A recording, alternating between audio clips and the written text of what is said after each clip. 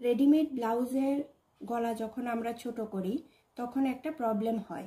দেখো কাঁধের সাইডে যখন আমরা সেলাই করেছি, সেলাই করার পর হাতার ঠিক উপরে একটা কুঁচ ধরে, দেখো কিরকম একটা বাজে একটা কুঁচ ধরেছে।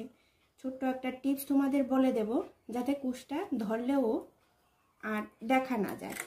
এই সাইডে দেখাচ্ছি, এই দেখো সেলাইটা করার পর 2 সুতা মতো কাপড়, মোটামুটি ধরো 5 ইঞ্চি, 4 থেকে 5 ইঞ্চি দূর থেকে আমরা সেলাইটা শুরু করব। হাতার সাইডে ভালো করে লক্ষ্য করে দেখো, এখান থেকে সিলিটা শুরু করে আস্তে আস্তে চৌড়া করে কাঁধের সাইডে আমরা 2 সুতার মতো নিয়ে আসব। আবার আস্তে আস্তে চৌড়া থেকে আস্তে আস্তে সরু করে এসে এখানে আমরা মিলিয়ে দেব। এভাবে দেওয়ার পর দেখো কুঁচটা যে ধরে ছিল, কুঁচটা আর দেখা যাবে না। দেখো কি সুন্দর দেখাচ্ছে। এইভাবে আমরা রেডিমেড ব্লাউজের গলাটা ছোট করে নিতে পারি।